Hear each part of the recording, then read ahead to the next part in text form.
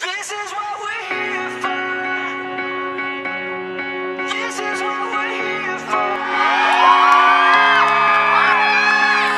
Friday, came home, waved to a neighbor I don't know. He smiled at me and I believe he was doing just fine.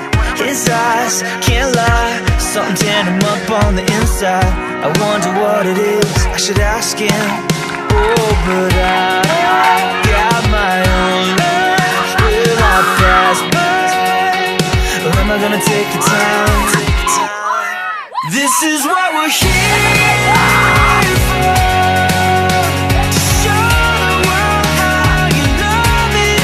This is what we're made for. To lay it all down like you did. When we feel useless,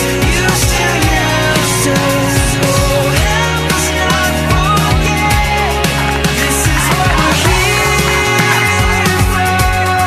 This is what we're here for.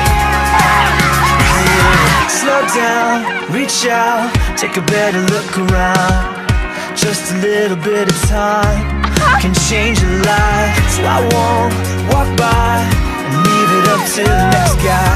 I wanna be what I believe all the time. I've got my own life, but it's not mine. No. This is what we're here for. To show the world how you love it. This is what we're made for. To lay it all down like you did. When we feel useless, oh, help us not forget.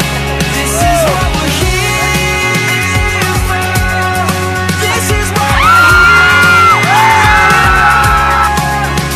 To give, to love, to be the ones to show that you have overcome the dark, the night, the pain we fight. That you are alive.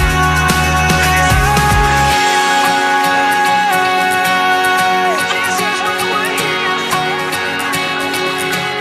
'Cause this is what we're here for. To show the world how you love it. And this is what we're made for.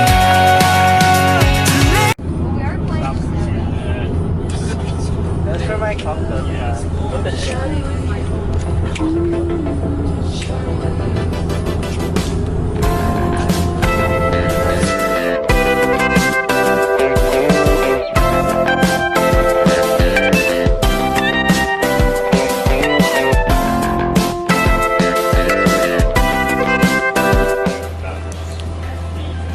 And here we see the modern animals on their phones.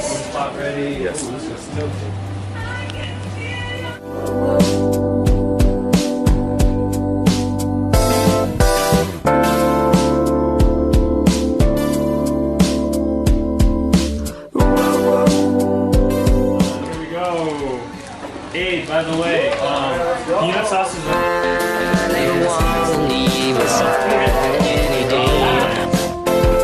She's my girl. Always wanna be the one she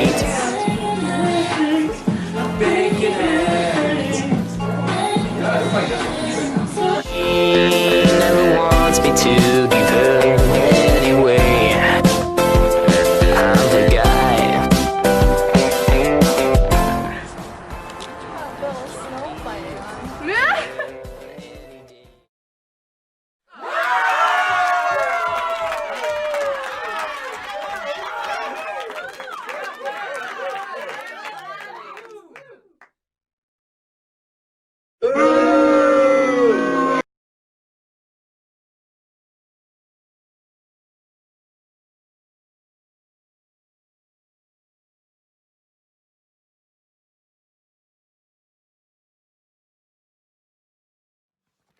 Hey guys, it's Lucy. Welcome to the vlog.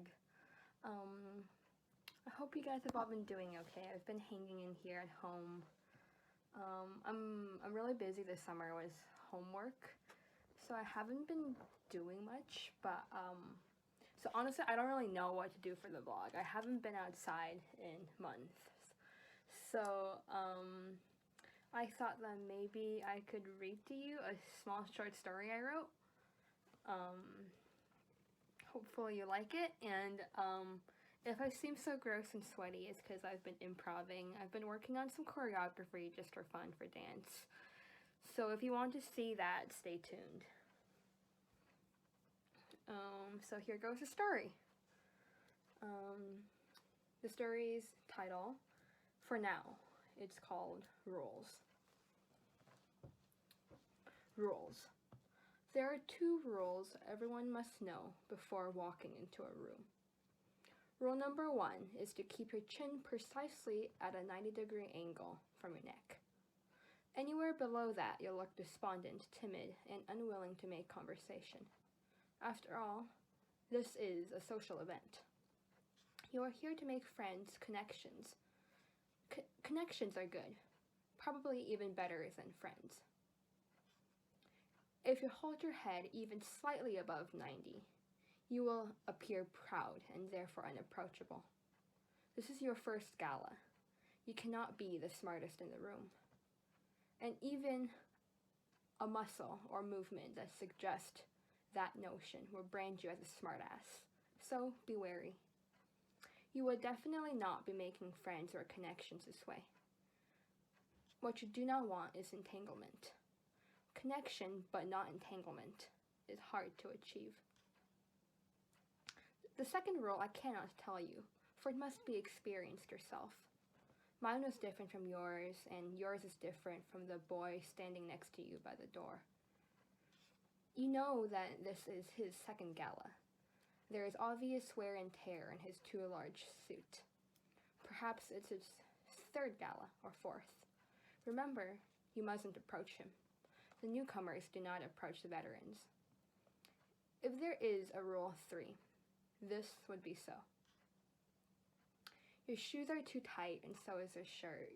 You dare not to bend down or look down to adjust anything. You do not want to violate rule number 1. There is punch and hors d'oeuvres on the table, but you do not reach for either, despite not having eaten since breakfast. There is nothing for newcomers to do but stand, hands in pockets, and stare as the others maneuver their bodies around you, unaware of the presence of your being. To you,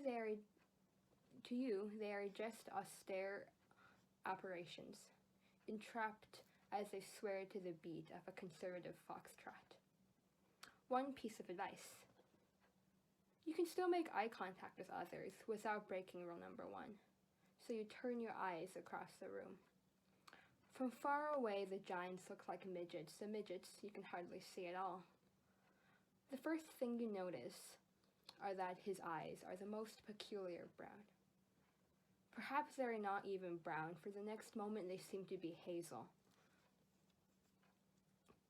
And he and his partner, you see, they trot to the opposite side of the room. You know from his hazel, or brown, eyes that this is not where he wants to be right now. You wonder if he is thinking about her, but you know that the thread tugging on his mind is the thread of home, the last thread he has before all the threads inside him will snap and there will be nothing left to hold him down. And that is why he is clinging to her. To her is whom you shift your gaze to next. She who is also clutching her partner.